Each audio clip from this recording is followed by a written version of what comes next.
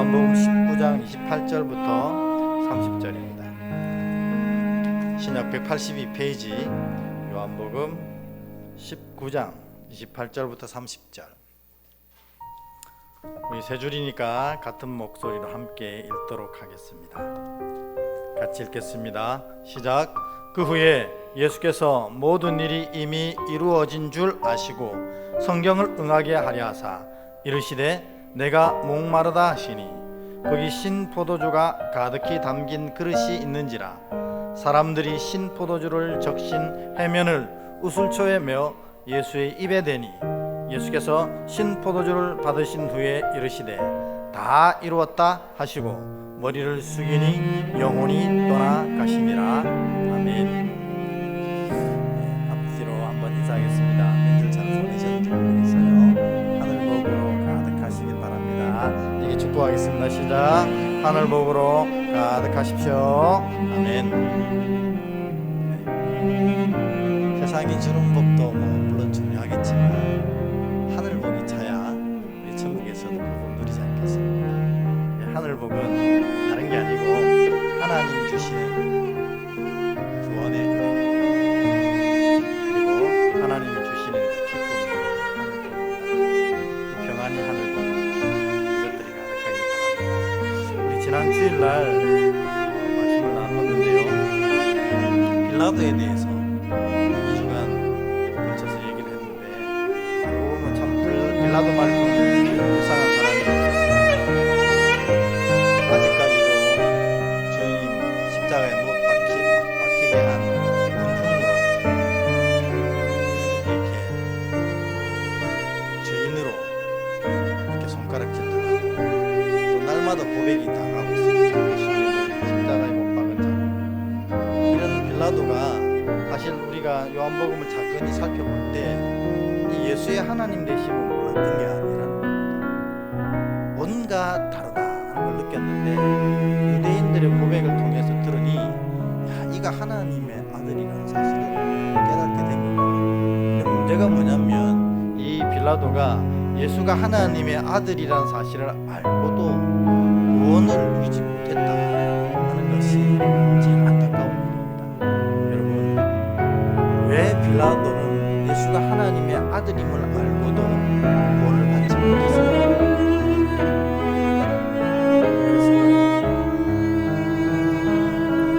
매번 질문할 때마다 이렇게 초롱초롱한 얼굴로 전혀 모르겠다는 눈빛을 보여주셔서 감사합니다. 왜냐하면 빌라도가 하나님의 아들임을 알고도 믿음을 고백하지 못했던 이유는 딱 한 가지입니다. 하나님의 특정함을 입지 못했다는 것입니다. 여러분, 그러면 여러분은 왜 구원받았습니까? 여러분 믿음이 빌라도보다 나아서 구원받았습니까? 속으로는 그렇게 생각할 수도 있겠죠. 그래도 내가 빌라도보다는 낫겠는가? 여러분, 어떻게 보면 우리는 빌라도보다도 더 못한 사람들 아닙니까? 빌라도는 그래도 예수님 얼굴이라도 한번 봤죠. 여러분, 예수님 보셨어요. 그런데 우리가 예수님 보지도 못하고 듣지도 못했는데 그의 음성을 예수를 믿게 됐어요. 그리고 구원받게 됐습니다. 그건 뭐냐면 딱 한 가지 이유 때문입니다. 하나님 우리 사랑하셔서 택정하셨다는 것입니다. 이 이유 때문에 우리가 구원받은 겁니다. 그래서 여러분이 이 자리에 앉아 있는 이유 자체가 내가 믿음이 좋아서, 내가 믿음의 집안에서 어릴 때부터 자라서 아닙니다. 딱 한 가지 이유는 하나님이 나를 택정하여 불러 세워서 구원을 허락하셨기 때문에 자녀된 것입니다. 그러니까 여러분, 이 자리에 앉아 있다는 것만 해도 진짜 무한만극한 하나님의 은혜의 증거라는 것입니다. 여러분, 이 자리에 앉으셨으니 여러분 자신 있게 고백하셔도 돼요. 왜냐하면 나는 구원의 자녀다. 하나님이 택정하셔야 이 일이 이루어지는 것입니다. 근데 빌라도는 하나님의 아들임을 알았어도 하나님의 택정함을 받지 못해서 고난을 누리지 못했습니다. 오늘날까지 계속 예수를 죽인 자로 고백되어진 안타까운 일.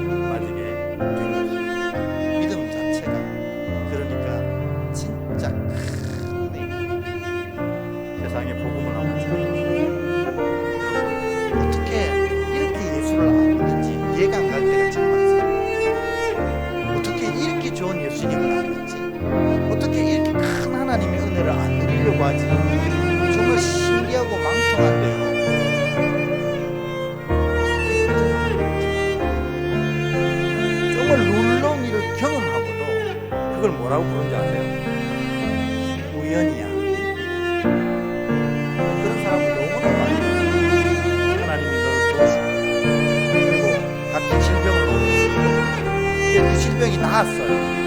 하나님이 역사하셔서 은혜 주셔서 이를 구원하시려고 질병을 낫게 해주셨는데 불구하고 어떻게 우연이라고 해요.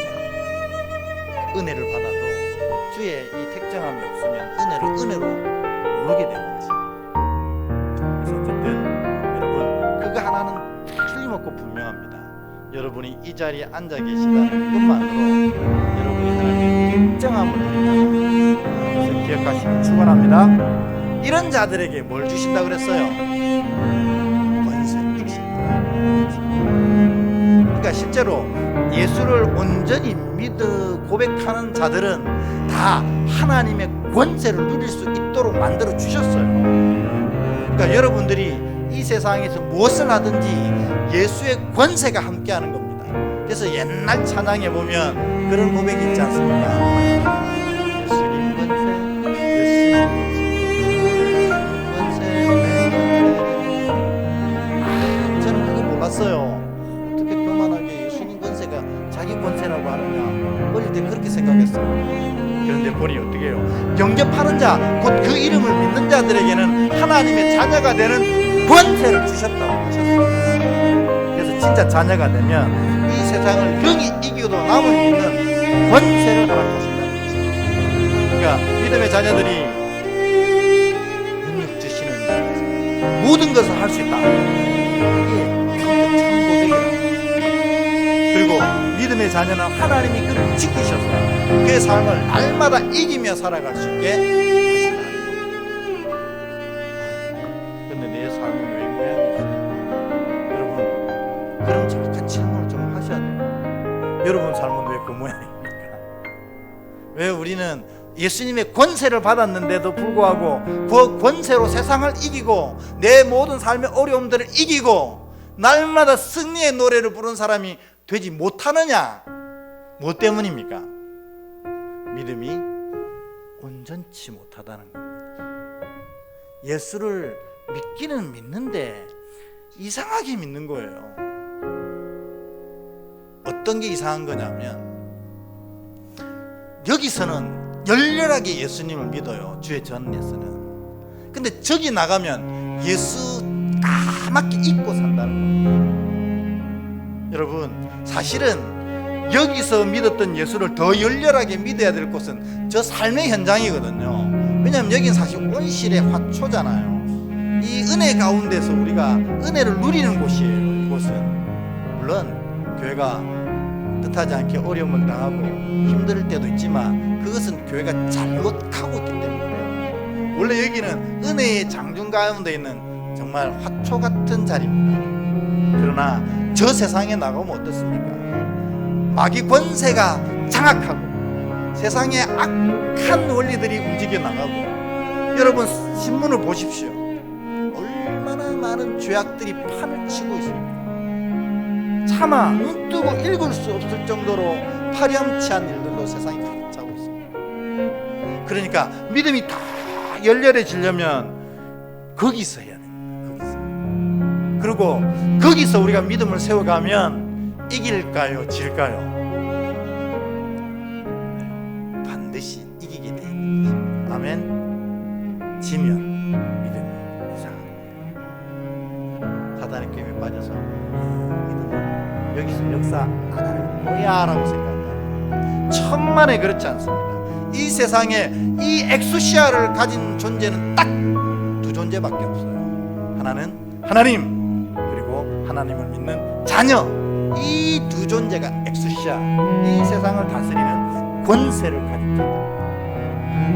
이를 잊지 마시고 세상 나가서 온전한 믿음으로 세상을 능히 이기며 살아가는 멋있는 그리스도인들 되시기를 주의 이름으로 축원합니다.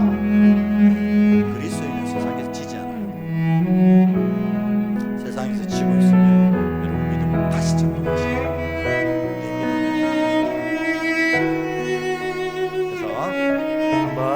우리 앞에 있는 분들한테 다시 한번 축복하는데 절대로 지지 맙시다. 당신에겐 예수의 권세가 있습니다. 축복해 주겠습니다. 시작. 절대로 지지 맙시다. 당신에겐 예수의 권세가 있습니다. 아멘. 네. 이게 제가 뭐 선동하는 건가요? 아니거든요. 진짜 진리, 믿음의 진리. 그래서 여러분이 하고자 하면 능치 못함이 없을 줄 믿습니다. 엑수시아가 우리 안에 있거든요. 근데 매일 우리가 하는 말이 못해요 맨날 그 얘기만 하거든요. 안 돼요 그 얘기만 해요. 왜? 믿음이 온전치 못하기 때문에 그런 얘기가 나오는 것입니다. 이게 지난 주일에 했던 얘기인데, 오늘은 예수님이 십자가에 돌아가신 이야기를 좀 나누어야 됩니다. 특별히 오늘 이 30절에 보면 예수님이 돌아가실 때 다 이루었다 이러고 돌아가셨어요. 근데 오늘은 다른 것보다도 이 다 이루었다는 것의 의미가 뭔지에 대해서 좀 함께 나눠보려고 합니다. 첫 번째로 이 다 이루었다라고 쓴 이 헬라어 단어를 통해서 한번 뜻을 알아보려고 합니다. 요 다 이루었다라고 적혀있는 헬라어 단어는 테텔레스타이라고 되어 있거든요. 이 테텔레스타이가 무슨 의미냐면요, 여러분, 제가 뭐 그렇진 않겠지만 뭐 이제 매일 우리 정은승 권사님만 맨날 얘기하니까 좀 그렇네요. 우리 맨 앞에 이제 우리 박창규 장로님 계시잖아요.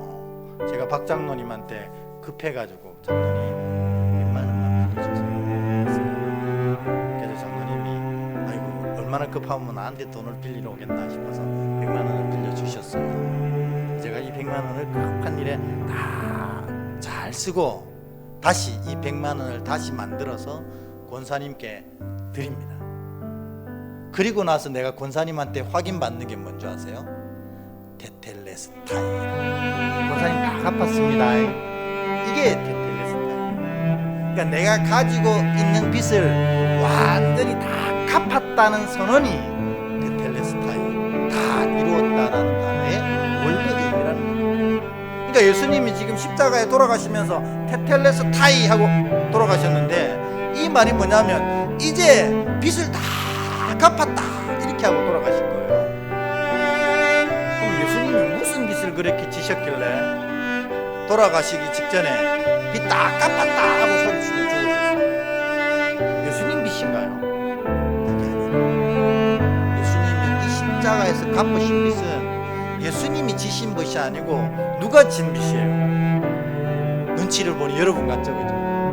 여러분이 지신 죄의 빚이라는. 왜 그러냐면 하나님은 공의로우신 분이라서, 우리가 사랑이 충만한 분이시기도 하지만 공의로운 분이라서 하나님은 죄와 잘못에 대해서 엄정하게 심판하시는 분이에요. 여러분 그거 아셔야 돼요.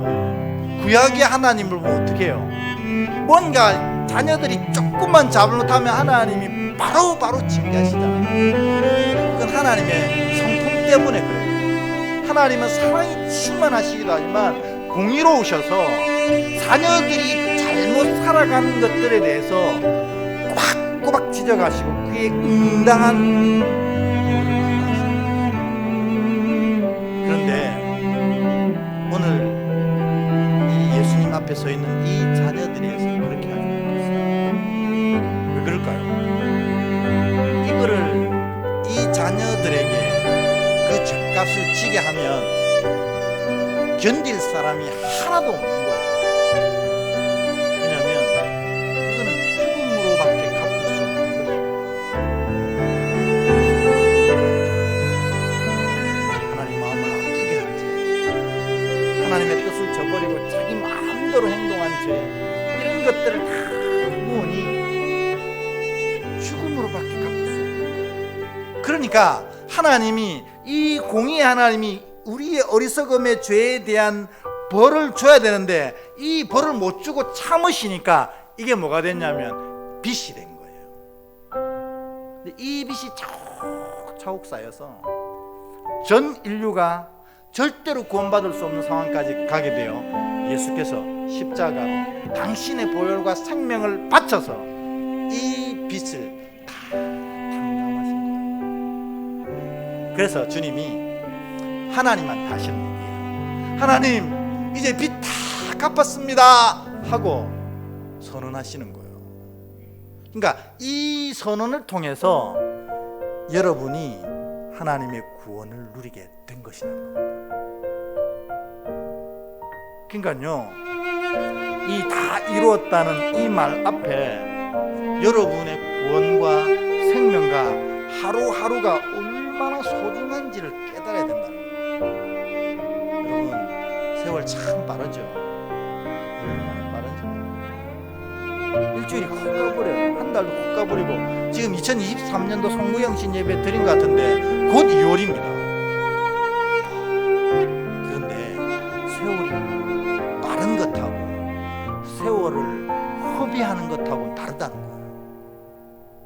예수 믿는 사람들이 세월을 허비하는 것은 뭐냐면, 이 하루가 주님이 핏값으로 내게 허락하신 하루라는 고백을 안 하고 살아가는 게 허비라는 거예요. 멍하니 하루 동안 영화만 보고 있고 뒹굴거리다, 이거는 세상이 말하는 허비예요. 믿음이 말하는 허비는 뭐냐면, 오늘 하루가 예수의 핏값으로 세우신 하루라는 거예요. 내 생명이 이 예수의 핏값으로 세우신 생명이라는 거, 이걸 고백하는 거예요. 살아가는 거예요. 그래서 이 하루와 이 생명을 매우 소중하고 매우 귀하게 여기면서 사는 것이 바로 믿음이라는 거예요. 여러분, 이 예배는 예수의 핏값을 세우신 거예요.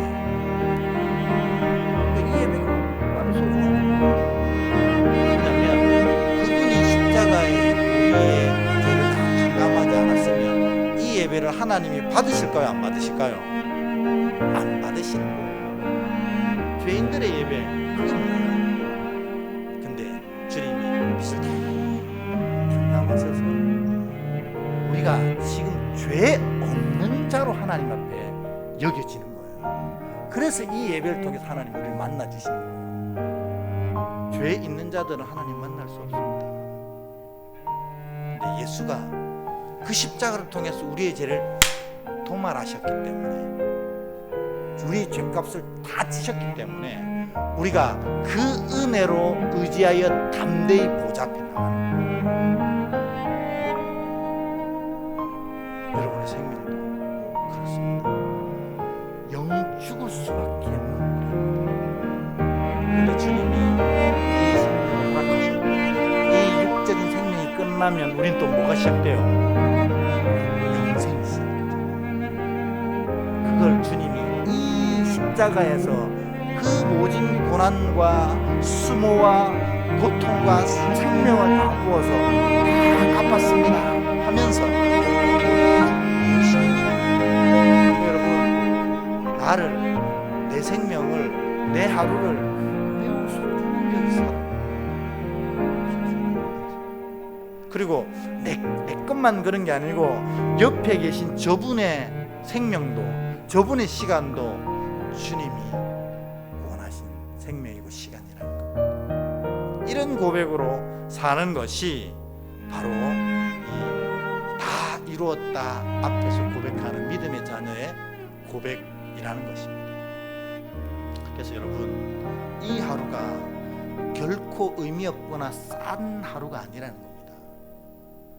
예수님이 피 흘려 사신 하루, 예수님이 피 흘려 사신 생명, 예수님이 피 흘려서 만나게 하신 분이라는 겁니다.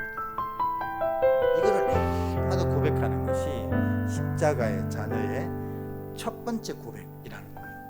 그러니까 다 이루었다는 것은 바로 그런 뜻임을 여러분 기억하셔야 됩니다. 그러면 제가 두 가지 질문을 드리려고 합니다. 이걸 알려줬으니까 두 가지 질문에 대해서 대답을 잘 하셔야 돼요. 뭐냐면, 첫 번째 질문은, 그러면 예수님이 다 이루셨다고 했는데 여러분은 죄인입니까? 아닙니까? 죄인입니까? 아닙니까? 아니잖아요. 우리 이걸 진짜로 많이 묻죠.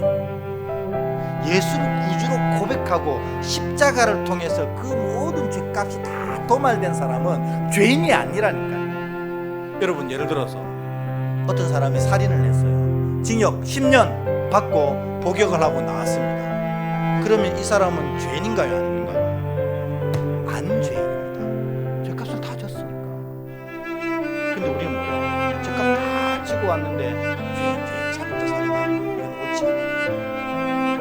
마찬가지로 우리의 모든 죄는 예수님이 다 값을 치르셨어요.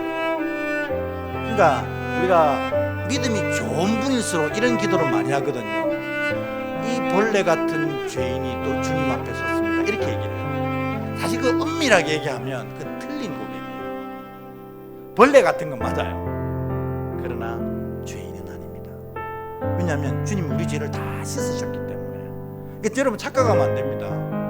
우리는 죄인 아닙니다. 그런데 계속 우리가 죄인입니다, 죄인입니다 고백하는 이유는 뭐냐면 주님이 다 이루셨다는 이 고백의 이 선언에 대한 분명한 고백이 없는 거예요.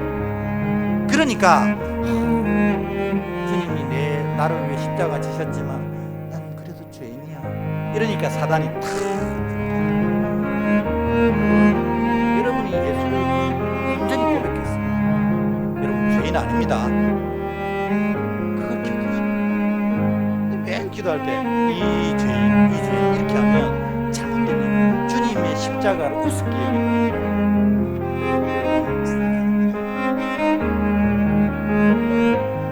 그런데 자꾸 이거 믿음이 온전치 못해서 주님이 다 이루셨다고 하는데 하지만 하고 있어서 죄인이라고 스스로. 두 번째로 또 우리가 스스로 죄인이라고 하는 거예요. 주님이 십자가에서 우리의 죄값을 다 지셨는데 그래서 내 생명이 그렇게 소중한데도 불구하고 여전히 내가 죄 가운데 있으면 스스로를 죄인이라고. 그러니까 예수 믿고 고백할 때에는 그 죄에서 떠나야 합니다. 예수님이 이 가늠하다가 현장에서 잡힌 여인이 왔어요. 사람들이 돌로 쳐 죽이자고 난리를 칠 때 예수님이 바닥에다가 글을 쓰셨다 그랬잖아요. 뭐 쓰셨어요? 십계명 쓰셨어요. 알고 봤더니 이 아이들이 그 십계명복에 자기가 다 함께 저지르고 있는 죄거든요. 그러니까 전부 다 양심의 가책을 느끼고 돌을 던지고 다 도망가 버렸어요. 예수님이 또 2번 쓰셨거든요. 또 한 번 더 쉬고 나서 고개를 들어 아이들이 다 없는 걸 보고 여인에게 물었어요. 다 어디 갔니? 누가 너를 정죄했니? 아무도 없습니다. 다 갔습니다. 나도 너를 정죄하지 아니하노니. 그 다음 얘기가 더 중요합니다. 2번 다시는 죄를 범하지 마라. 이게 믿음이거든요. 근데 우리가 매일 죄인 하는 이유는 예수 우리의 죄를 다 사하셨다는 사실을 온전히 고백하지 못하고 또 믿음을 고백하고서도 여전히 죄 가운데 머무르기 때문에 이런 죄인입니다 날마다 고백하고 있는 것입니다. 여러분 다시 말씀드립니다. 여러분은 이제 예수를 온전히 구주로 고백한 자라면 죄인 아닙니다. 그렇다고 의인도 아니지만 틀림없는 건 죄인이 아닙니다. 주님이 죄값을 다 지셨어요. 우리가 이걸 믿지 못하기 때문에 이 죄인을 그리고 또 여전히 죄 가운데 남아 살고 있기 때문에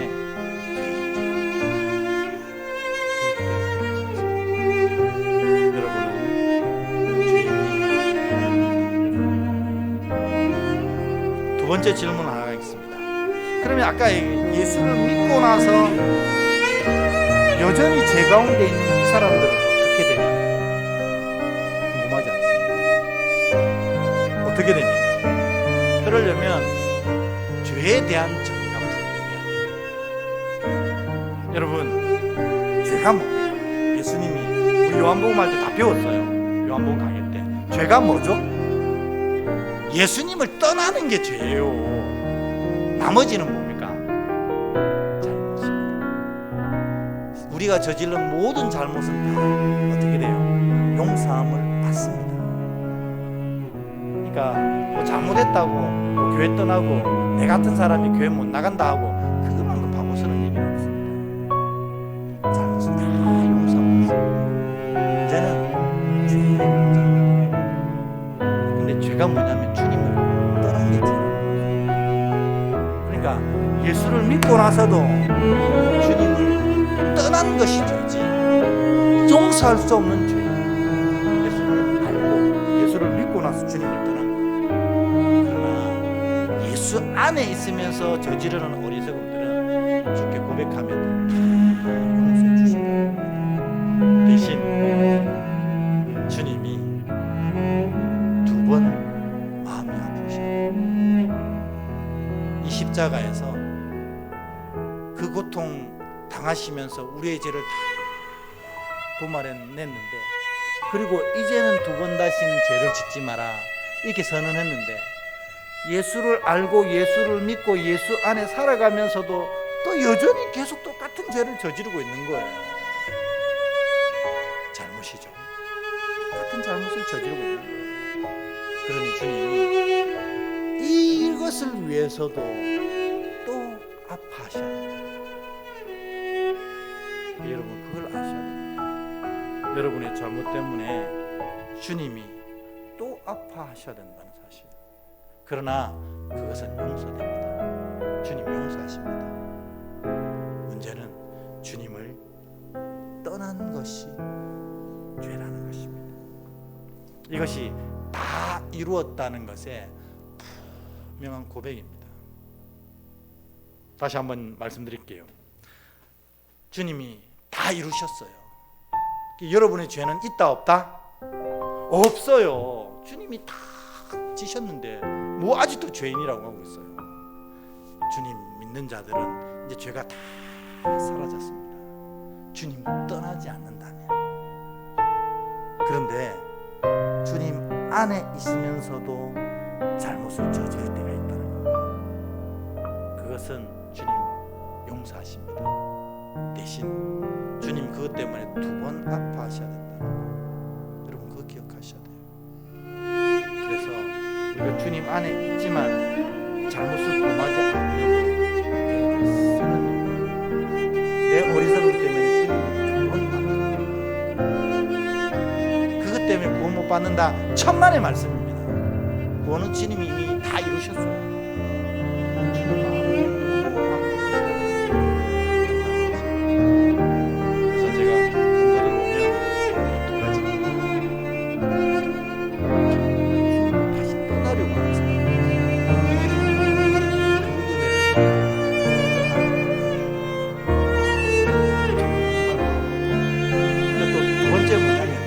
안에 있지만 주님 속을 상하게 하는 사람.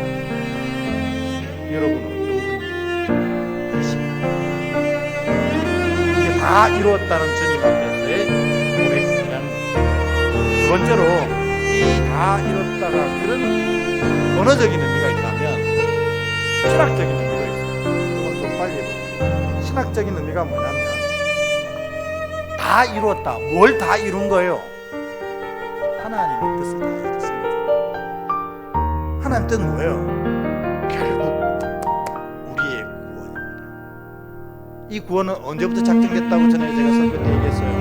아브라함 때부터 작정됐습니다. 아브라함 때부터 작정하셨던 그 구원이 이제 이 십자가를 통해서 2000년 전에 완성되고, 그래서 주님이 그 하나님의 그 놀라운 계획이 이 십자가를 통해 다 이루어졌다 선언하고 돌아가신 것입니다. 그래서 이 십자가를 통해서 모든 구원은 완성되었어요. 근데 구원의 방법을 또 제시한다면 그것은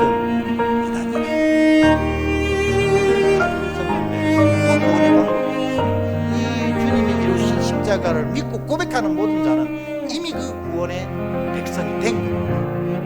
그런데 사실 이 다 이루었다는 선언은 아까도 얘기했지만 법적인 선언이거든요.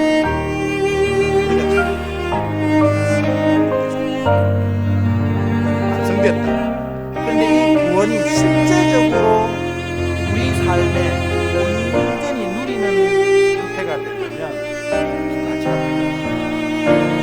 예수님은 이거를 결혼식에 비유하셨어요.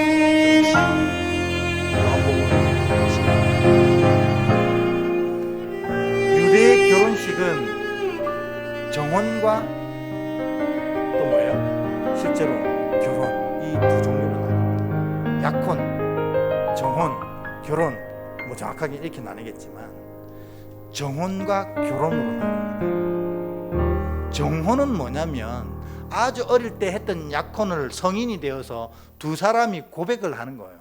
아, 네, 저 사람과 결혼하겠습니다. 저 사람과 장가가겠습니다. 이렇게 한 선언이 정혼입니다.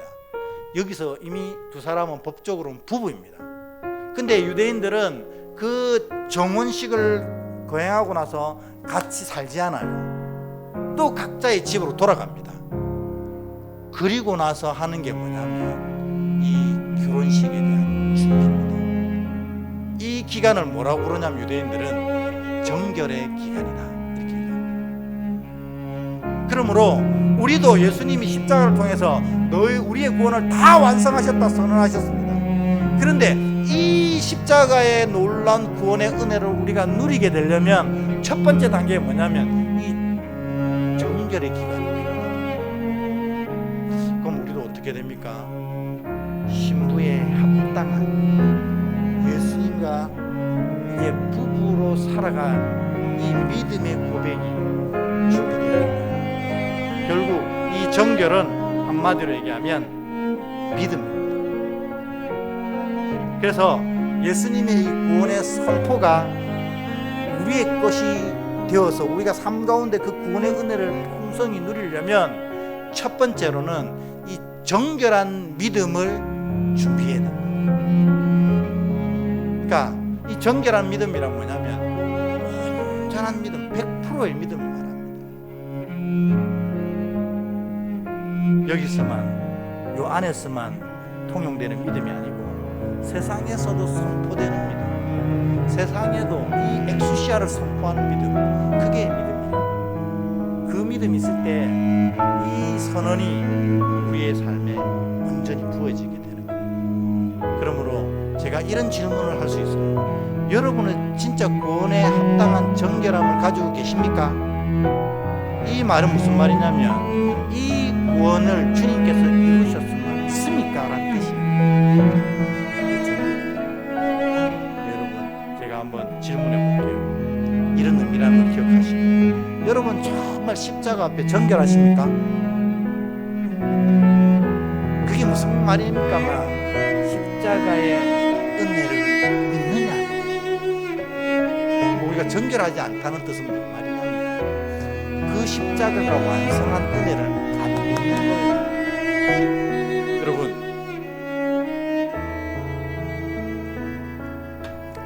여러분에게 질병이 생겼습니다. 병원의 의사도 고치지 못한대요. 그러나 하나님이 하시고자 하면 당장 오늘 밤에라도 그 모든 것이 젊을 때의 그 건강함으로 회복될 줄 믿습니까? 이게 있어요. 하나님이 하시면 죽은 자도 살리시는데 내 아픈 거 이거 회복 못 시키겠어요? 우리가 그런 믿음이 없는 거예요. 정결하지 못하다는 겁니다.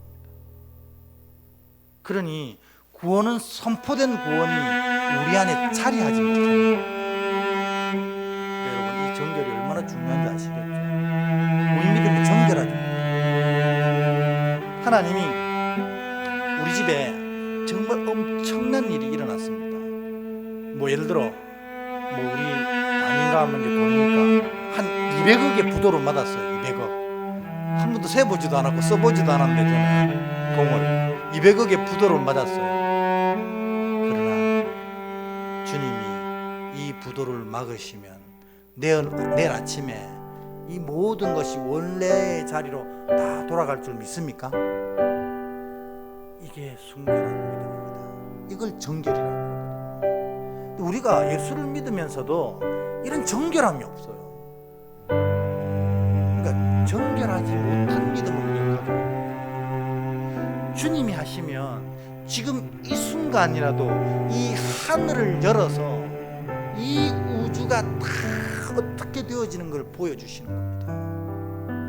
주님이 하시면 여러분이 그렇게 안타까워하건 그 사람이 내일 아침에 눈 떠서 하나님을 찬양하게 되는 겁니다.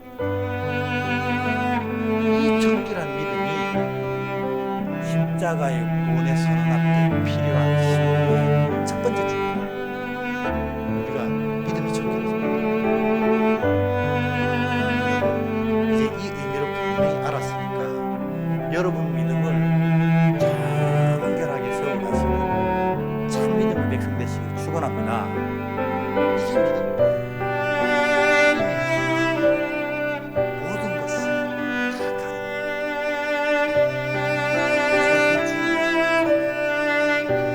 이게 정결.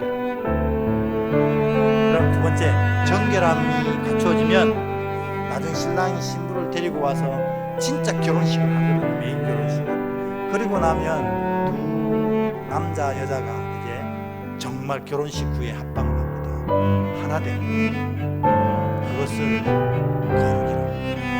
진짜 주님과 하나 되어지는 것, 이게 거룩이에요. 그러면 어떻게 됩니까? 내가 신부로서 예수님과 결혼을 했어요. 그러면 이제부터는 어떻게 살아가는 겁니까? 예수님의 아내로서 사는 거예요. 그래서 그 예수님의 아내에 부족하지 않도록 살아야 돼요. 그게 이게 하나 된 자예요. 예를 들어서 우리 정은수 목사님이 예수님하고 결혼했는데 자꾸만 다른 남자가 또 눈에 보여. 그러면 예수님의 아내의 됨이 온전하지 못하잖아.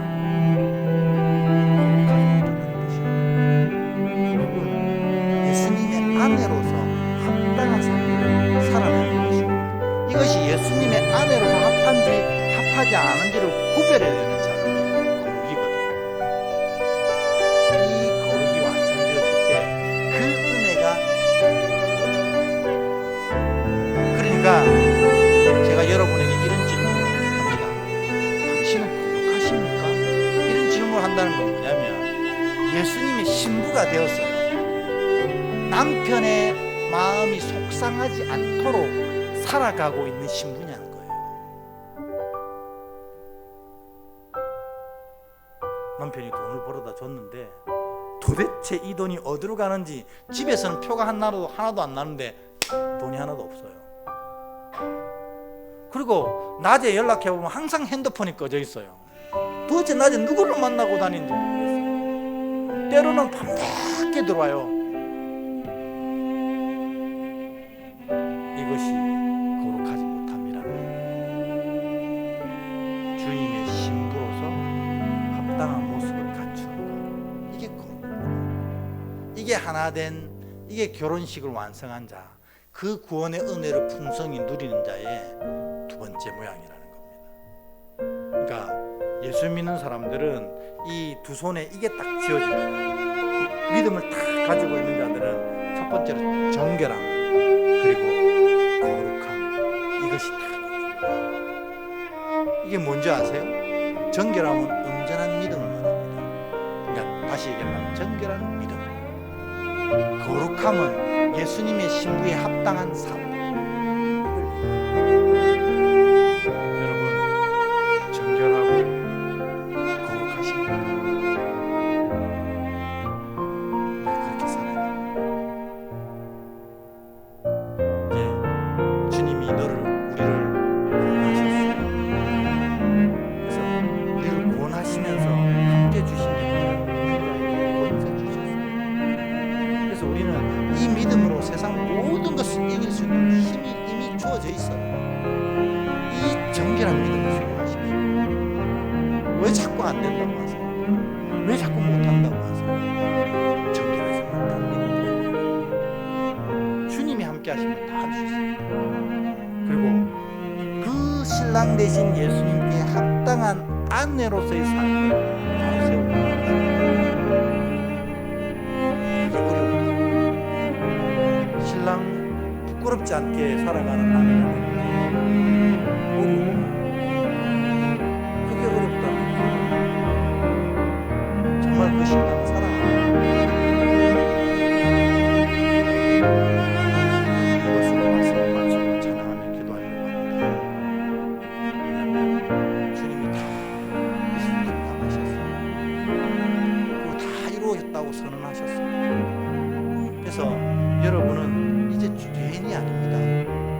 그리고 우리가 살아가는 이 하루하루는 그 예수님의 모진 수모와 고난과 피 흘리심을 통해서 주신 하루고 주신 생명이라는 것을 절대 잊지 말고 살아가십시오.